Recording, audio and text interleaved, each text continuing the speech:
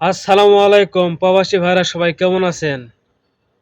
আমার কথাগুলো ভালো লাগলে অবশ্যই শেয়ার কমেন্ট করবেন। প্রবাসীদের নিয়ে কিছু কথা আজকে আমি এই ভিডিওতে বলে যাব।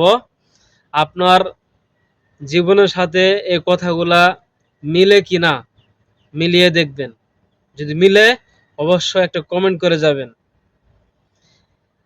প্রবাসীদের কিছু গোপন এই ভিতরে কিছু কষ্ট থাকে, এই ভিতরের কষ্টগুলা কাউকে আমরা বলতে পারি না।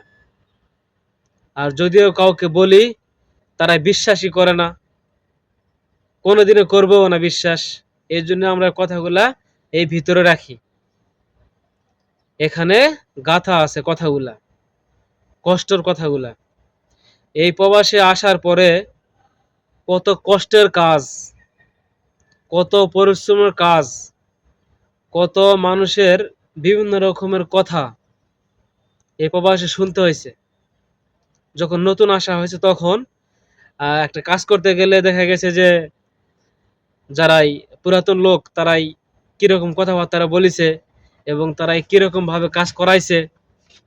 যারা নতুন তারা আমরা নতুনের সময় কিন্তু বুঝতে পারছি। তো আমরাই দেশে গেলে দেশে মানুষকে যদি বলি বিদেশে অনেক কষ্ট, অনেক কাম করতে হয়, অনেক সময় দীর্ঘ সময় ডিউটি করতে হয়, তারপরে মাস শেষে টাকা দেয়। তো তারাই বলে বিদেশি ভালো, বিদেশি ভালো, মাস শেষে একটা স্যালারি আসে, কষ্ট তো সব জায়গাতে করতে হবে। তারপরে আপনি বিদেশ করলেন 2 বছর, 4 বছর, 6 বছর, যে কয় বছরই করছেন, কারো দিনের পর দিন, কারো রাতের পর রাত, কারো বছরের পর বছর চলে যাইতেছে, এই প্রবাসে কাটাইতেছে। সুন্দর একটা বেড, ছোট্ট একটা বেডের ভিতরে দিনের পর দিন যাইতেছে। ডিউটি থেকে আসে শরীর ক্লান্ত হয়ে যায়, একটু শুইতে পারলেই ঘুম চলে আসবে চোখে। কিন্তু না, রান্না করতে হবে, আবার খাইতে হবে, বাজার করতে হবে, মার্কেট করতে হবে, নাহলে আবার কি খাবেন। সকাল আবার ডিউটি টেনশন, আবার ওর ভিতরে ওর মাঝখানে আপনি বাড়িতে ফোন দিবেন, বিভিন্ন রকমের চাপ। প্রবাসীদের এসব যে একটা যন্ত্রণা, একটা কষ্ট, প্রবাসীদের ফ্যামিলি পরিবার বোঝে না। প্রবাসীদের পরিবার যারা আসে তাদেরকে বলতেছি, যে ছেলে মেয়ে আপনার বিদেশে থাকবে তাদেরকে অতিরিক্ত চাপ দিবেন না। কারণ সে অনেক চাপ নিয়ে থাকে এই প্রবাসে, অনেক চাপ নিয়ে থাকে, অনেক টেনশনে থাকে, অনেক ডিপ্রেশনে থাকে। কাদের জন্যে? আপনাদের জন্যে।